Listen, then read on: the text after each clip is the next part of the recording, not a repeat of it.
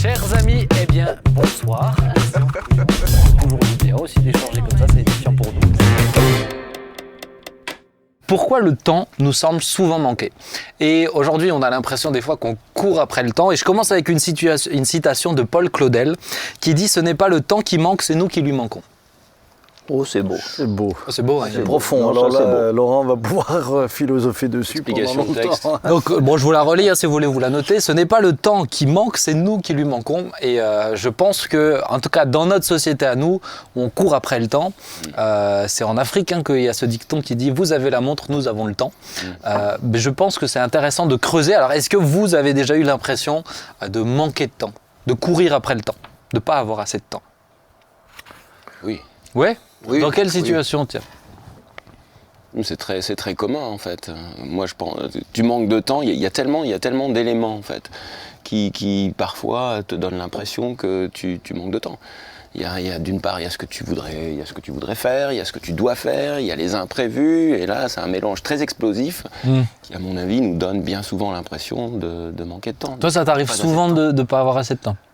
Ça m'arrive souvent d'avoir le sentiment de n'avoir pas tout à fait pu faire ce que j'aurais voulu faire, et puis de ne pas toujours accueillir les imprévus avec la grâce nécessaire, la disponibilité d'esprit nécessaire, en se disant oui, ma box internet ne marche pas, la voiture ne marche pas, mon fils se réveille à 5 heures. Voilà. Alléluia. Voilà, alléluia. Il faudra que tu parleras avec ma petite Dominique. Quand des imprévus arrivent, c'est très Elle les stressant. accueille avec énormément de grâce. Mais c'est intéressant parce que toi, tu es prof, hein, donc tu es dans un métier où il y a des horaires aussi fixes, mais à côté de ça, tu as pas mal de travail derrière. Absolument. Bon, en tant que J'ai prof, appris qu'un vous avez pas mal de professeur, vacances. je ne sais pas si tu dois me le certifier, a presque autant de travail à la maison qu'il enseigne. Ouais, je pense que c'est à peu près, voire plus. Même les profs de philo? Plus à la maison. Plus à Même la les maison. profs de philo? Oh, peut-être pas les profs de philo. Je me disais quand Il y a même. une exception, c'est les profs de philo voilà, et les profs de PS qui ne font pas grand-chose. Bon, Mais encore que quand tu corriges, corriger l'esprit, hein, si tu veux. encore que Les quand tu autres. corriges des dissertes, Non, mais très quand tu corriges des dissertes, tu vois, c'est... Ouais, je veux bien te croire. Papa, tu as l'impression de manquer de temps des fois? Oui, un peu comme disait Laurent, et en fonction des impératifs, je trouve que lorsque je lis même l'Écriture, ce que Paul dit, il dit racheter le temps car les jours sont mauvais. Donc tu as des impératifs qui font que tu as le sentiment parfois de manquer de temps parce que l'urgence veut que... Oui. Et oui, et un peu comme vous, que je suis en train de préparer un message, quelqu'un arrive, tu es interrompu. Alors justement, ça moi je trouve ça intéressant parce que je lisais je lisais pas l'étude, c'est le scientifique lui-même Ça qui... me fait plaisir qui l'a que tu cité. trouves ça intéressant. Ouais. Ça me touche. Mais c'est bien, papa. C'est bien ce que tu as dit.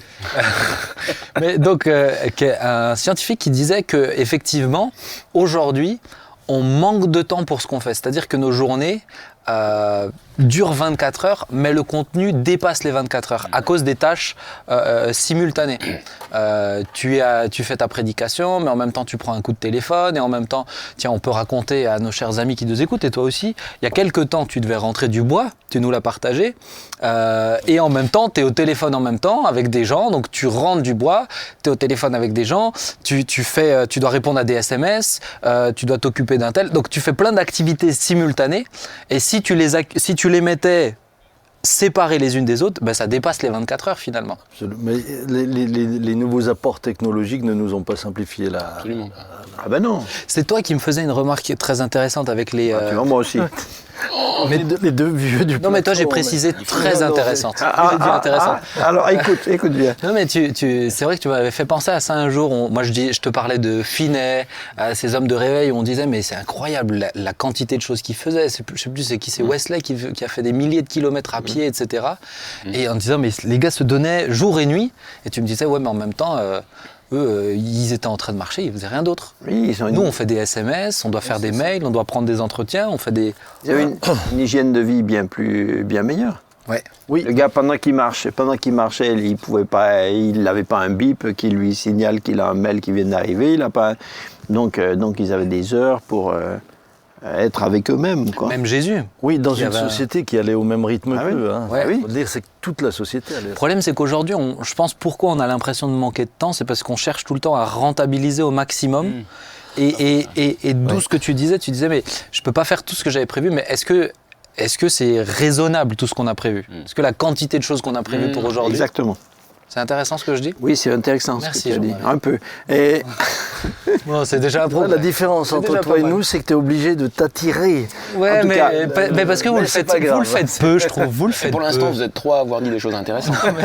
Mais toi, j'ai c'est même pas besoin de le intéressant, tu dire. dis, alors. Il va se mettre à pleurer.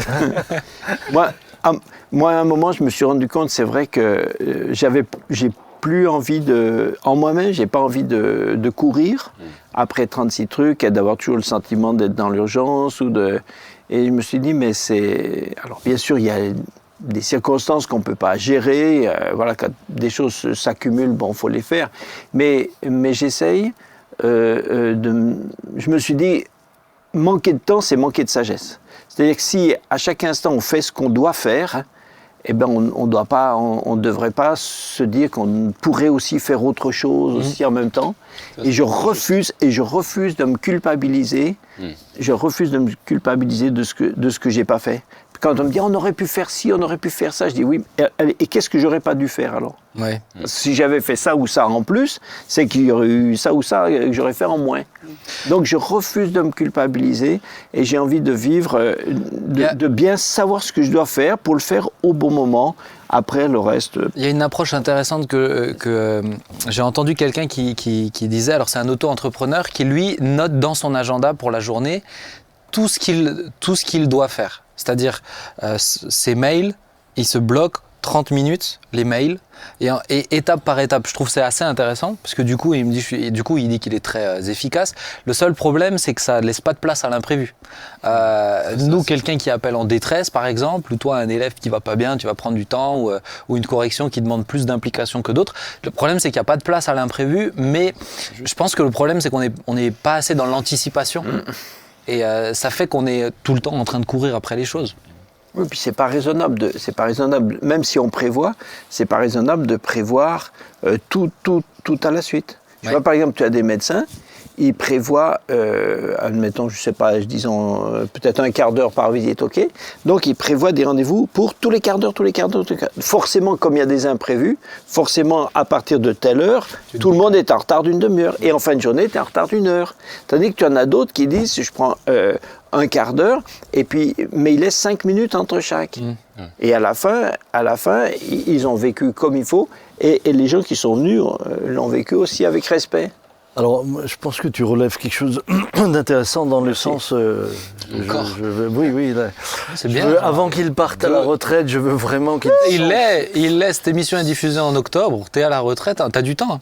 Quand tu te regarderas, tu seras... T'as du temps. Ça fait bizarre, hein, tu te parles à toi-même. Oh là là. Retraité. Mais C'est le temps qui te court après. ce que je veux dire par là, je pense qu'il y a aussi, pour certaines professions, une notion où le temps est encore plus difficile à gérer, puisque cela correspond à de la souffrance, à de l'urgence. Moi, je prends un médecin, un chirurgien, etc. Et je parlais avec un médecin l'autre jour qui me disait, j'étais dans mon jour off, et puis là, j'étais dans mon jour off avec mon petit garçon tout seul, et j'ai quelqu'un qui est arrivé parce qu'il y avait le mari qui n'allait pas, il y avait une urgence. Enfin, elle dit, mais docteur, venez, et là je devais faire le choix, c'était aussi le temps où j'étais seul avec mon enfant, je ne pouvais pas le laisser. Et donc la gestion du temps et la gestion des priorités, waouh, c'est pas facile. Et ce médecin me disait entre autres que maintenant, même se promener dans la rue devient difficile pour lui. Ben oui. Parce que les gens le sollicitent dans la rue, Donc la gestion du temps est aussi difficile en fonction de la gravité de ce qu'on est amené à devoir décider. Je sais que tu as lu le livre de Barack Obama, là, c'est terrible. J'en ai déjà parlé dans l'émission. Tu as l'impression qu'il court après le temps, mais ça s'arrête jamais, c'est sans fin. Oui, et alors avec à la clé des décisions qui sont...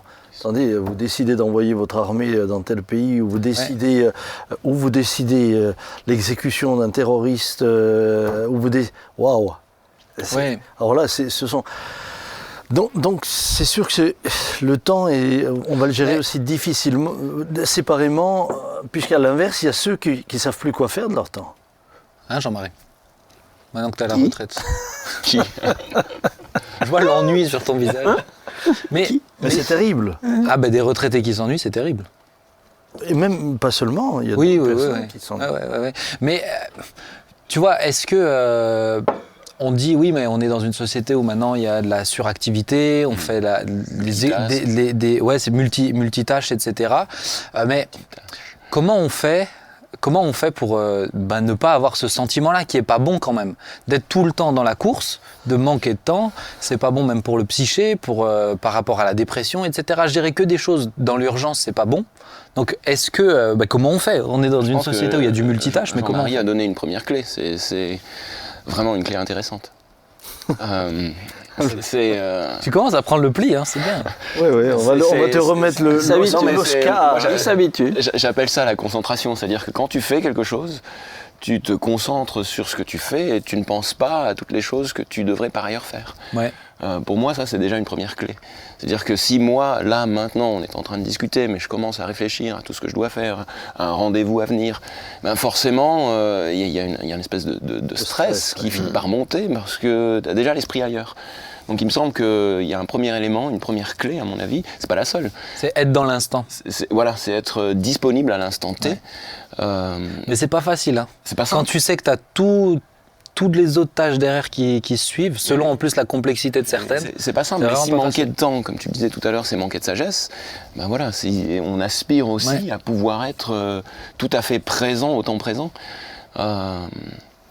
et réussir à se concentrer sur ce qu'on est en train de faire au moment présent, quoi. Je pense que aussi un point qui entraîne ce sentiment de manque de temps, c'est qu'on est on parle de la société de multitâches, etc., mais dans une société où tout doit aller vite en fait. Oui. Tu regardes les émissions, tu regardes les diffusions radio, tu regardes tout doit s'enchaîner, tout doit aller vite. Et je pense que ça aide pas. Et des fois, juste savoir ralentir et presque aller un peu à l'encontre de ce que le rythme de la société, ça nous fait du bien des fois de déconnecter, par exemple, ne serait-ce que du téléphone pour aller à un rythme plus sain, par exemple. La Bible nous donne un excellent conseil, hein, c'est à chaque jour suffit sa peine. Et le problème de notre société aujourd'hui, c'est qu'on ne vit plus l'instant, la journée. On ne vit plus l'instant. Ouais. On est tellement... Moi, je me suis rendu compte à un moment donné, c'était terrible, parce que ça m'angoissait. Hein. On était tellement dans la planification que au moment où ce que nous avions planifié arrivait, je n'arrivais même pas à me réjouir du moment parce que j'étais déjà dans ce qui n'était pas encore. Oui, c'est ça. Donc on vit une espèce de vie par procuration avec des événements qui sont virtuels, qui sont toujours plus loin, mais pas celui qu'on... Et puis ensuite, je trouve que ce que Moïse dit, il dit quelque chose d'extrêmement fort. Il dit, mais... enseigne-nous à bien compter nos jours afin que nous appliquions notre cœur à la sagesse. Compter nos jours. Mais c'est là, le défi. Pour moi, aujourd'hui, c'est le défi, c'est savoir quelle est la juste charge à porter aujourd'hui. Qu'est-ce qui est juste? Comment on fait? C'est ça, je pense que le défi, il est vraiment ici. Après, tu as aussi les gens qui... tu as des professions, enfin, ou des activités où on a encore la maîtrise de ce qu'on fait. Mais celui qui travaille dans une entreprise où il ne demande rien et on lui rajoute, pendant qu'il fait un truc, on lui met déjà le dossier suivant, et puis après le suivant, et tout ça. Même s'il ne le veut pas, et je pense que c'est dommage que même les employeurs, à mon avis, travaillent contre eux-mêmes en vivant comme ça, en faisant vivre leurs employés comme ça, parce que c'est contre-productif. Là, ils peuvent préparer un burn-out, quelque chose. Voilà. Tous les gens qui ne font que de l'urgence sont déjà des candidats au burn-out. Oui. Mais c'est lié aussi à l'insécurité. Regardez, un chef, moi je me mets à la place d'un chef d'entreprise, tu dis, il faut prendre le boulot tant qu'il vient. Pourquoi? Parce que tu es toujours dans l'insécurité. Est-ce que le mois prochain, on en aura encore? Donc tu as une pression qui est liée au fait où tu te dis, il faut engranger tant que tu peux moissonner. Peut-être que, en particulier dans la période où nous vivons, peut-être que dans 3 mois, on va avoir 1 mois d'arrêt ou 2 mois d'arrêt. Oui, mais en faisant vivre tout le monde, toute l'entreprise dans l'urgence, les gens travaillent moins bien. Oui, et ils feront moins de travail. Après, je pense que ce qui est aussi compliqué, c'est les échéances. Ça, c'est difficile. Moi, je sais que par exemple, il y a quelques temps, j'étais cloué au lit et fin de la semaine, j'avais des échéances et j'ai pas le choix. Je peux pas me dire, ah bah non, je sais qu'à la fin de la semaine, que je le veuille ou non, il y avait des trucs, c'est impossible de le décaler ou de faire Tu le autrement. veuilles ou non, à la fin de la semaine, il faut te lever. Et voilà, c'est ça. Oui, bah, si toi, tu n'as que besoin de te lever en fin de semaine, Non. t'es bien heureux. Hein. Oui, mais des fois. On doit se lever tous les matins, les gars. Non, mais ce que je veux dire, c'est que je le veuille ou non, il fallait que je prépare ces choses pour la fin de la semaine. Mais si c'est une T'es cloué période. au lit, t'as plus la force. Si c'est une tu période. fonctionnes beaucoup plus lentement. Ah, c'est sûr. Et tu te dis, mais comment je vais faire? Ben, je t'ai cloué au lit, mais j'étais en train de faire des trucs quand même, parce qu'il n'y a pas le choix. Oui.